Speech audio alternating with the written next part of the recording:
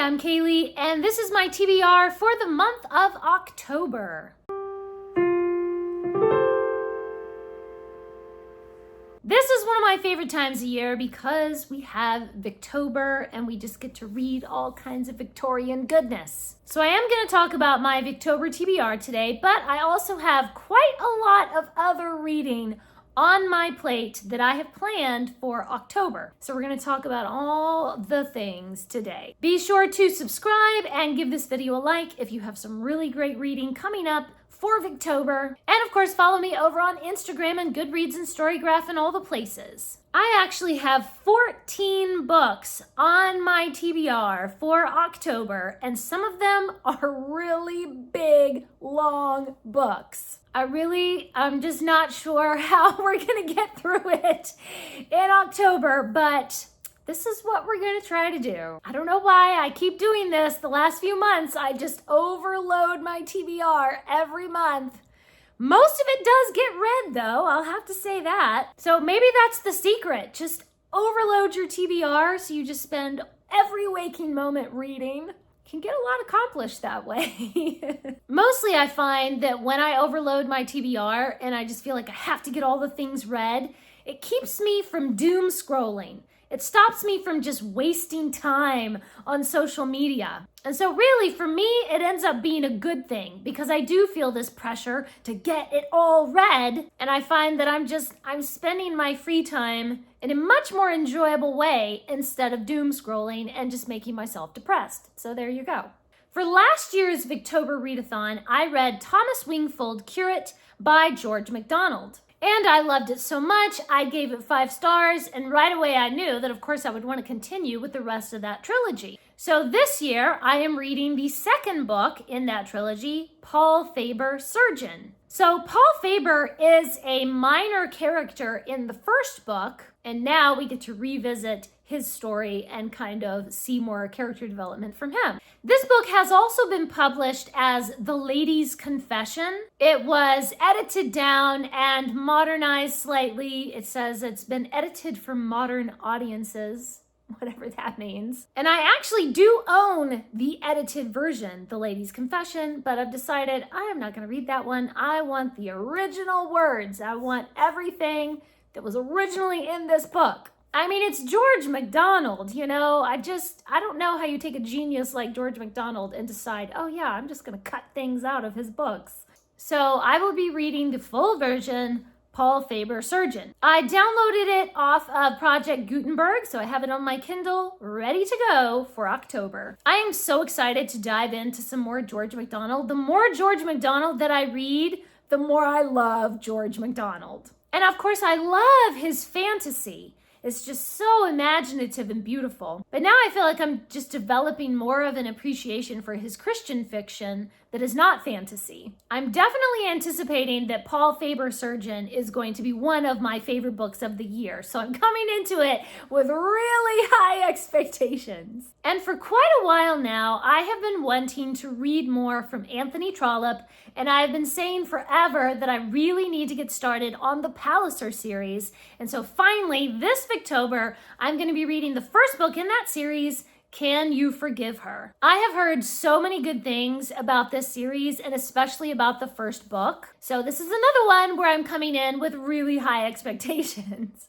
And I've already read all of the Barsetshire Chronicles from Anthony Trollope, so I already know that I love Anthony Trollope. I love his writing style, his characters, his plots. So no wonder I'm coming into it with such high expectations. As always, with most classics, I know absolutely nothing about the plot. I feel like there's just too many spoilers in any kind of summary, so I tend to not even look at the back cover to see what sort of summary there is. I just go into it completely blind and just whatever I find, that's what it is. I might end up listening to Can You Forgive Her on audiobook. I haven't really decided yet. I do have a paperback copy, but I haven't decided if I want to read it with my eyes or if I want to read it with my ears. Or I might flip-flop back and forth and do both. I'm kind of not sure yet what's going to happen with that one. Then I have 3 series that I am continuing with.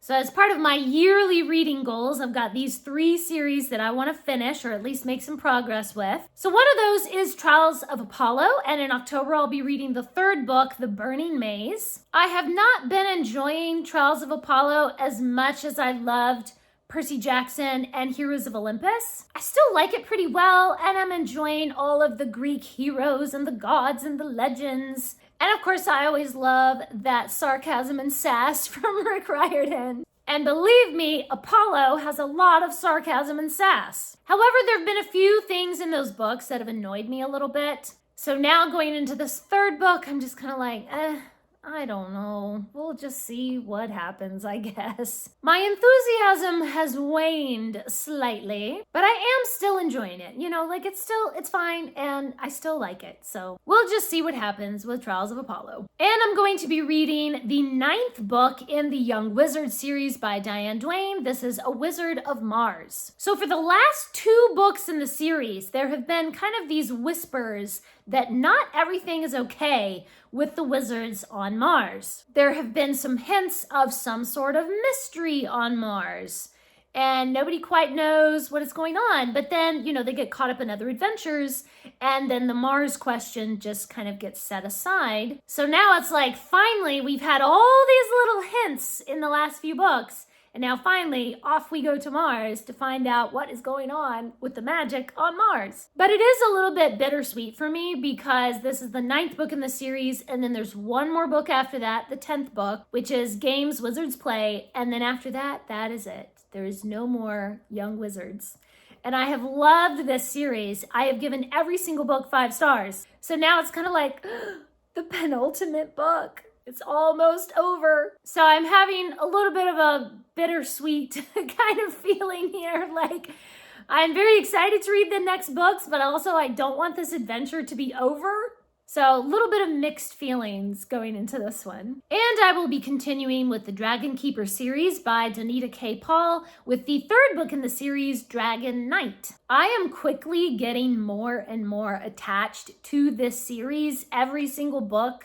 Well, I mean, I've only read the first 2 books, but each book just kind of gets me more and more attached to these characters and this world. And we keep discovering more about the world building and the character development and everything. So I'm hoping that this 3rd book will just be more of the same. And we'll just have more and more imaginative explorations and everything. And then I have 3 books set aside to read in October that are from publishers.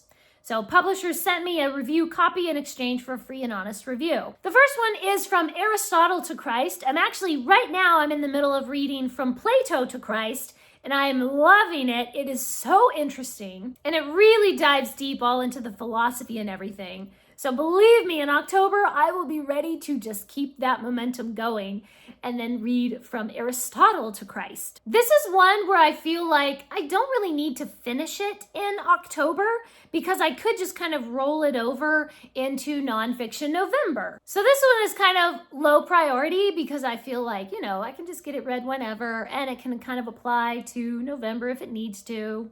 Another review copy is The Stolen Songbird by Judith Eagle. So I've read 3 other Judith Eagle books and really enjoyed them. Had a couple of problems with some of them, that just things that I did not like. But for the most part, I've been enjoying books from this author and really enjoying the fun adventure and everything. So I'm sure that Stolen Songbird will be more of the same, just fun adventure times. And the last one from the review copies is the 4th book in the Witchlings series, The Scepter of Memories. So memory charms and spells around memories played a huge role in the 3rd book of the series. So now I'm like, aha, Scepter of Memories. Maybe we're going to explore this even further in the 4th book. So I'm very intrigued just by the title alone, because this was something that, like, we've already explored this, but apparently now there's more to discover about memory magic. Witchlings is another series that's been kind of a mixed bag. Some things I've really loved.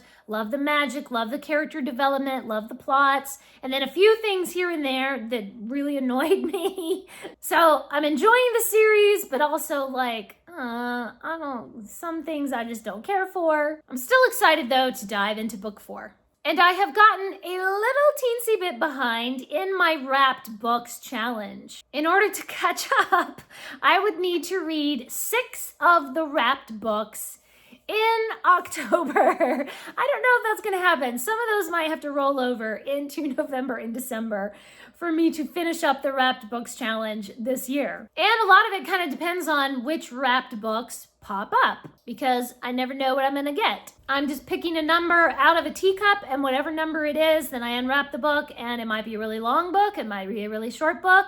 If I can get a few short books, I bet that I could go through them pretty quickly and probably get 6 of them read. But if they tend to be longer books, and then I already have these longer classics to read in October as well, then some of those might just have to roll over into November. So I've estimated a page count for all the books that I'm hoping to read in October. Paul Faber is 411 pages. Can You Forgive Her is 847 pages. That one is the monster that needs to get read in October. The Burning Maze is 448 pages. Wizard of Mars, 550. DragonKnight, 400. Aristotle to Christ is 288 pages. The Stolen Songbird is 336. And The Scepter of Memories is 352. So just those books by themselves, it's 3,632 pages. However, then if you add 6 of the wrapped books, and I'm estimating that each of those might be around 200 pages, it'll probably be more, but I've selected 200 pages as just kind of a round estimate, which adds in another 1,200 pages to the page count, giving us a total of 4,832 pages that need to be read in October. Of course, that's just an estimate. It might actually be more than that. So that comes out to roughly 160, 170 pages per day that need to get read in October, which is pretty comparable to the number of pages that I set for myself to read in August and in September. So I feel like we could do it. We could probably manage that. It does seem like a lot, but I'm glad that it seems like a lot, like I said, because if I put this little bit of just fun pressure on myself to get a bunch of reading done, it helps me to stay off social media and spend my time in a more enjoyable and healthy manner. So I think I'm happy with this TBR. It's a bit of a challenge, but I like that. And of course, if some things don't get read, it doesn't really matter. I mean, I say I'm putting pressure on myself, but it's a light pressure, you know. I can just roll over these goals into November and December and get things read anytime that they end up getting read. I always think that it's fun to have a challenge, but it needs to be flexible as well. Please leave me a comment and let me know, have you completely overloaded your TBR for the Victober readathon or just for October in general? Please let us know what you are planning to read in October. Thanks for watching. Please subscribe, and remember, the right book in the right hands at the right time can change the world.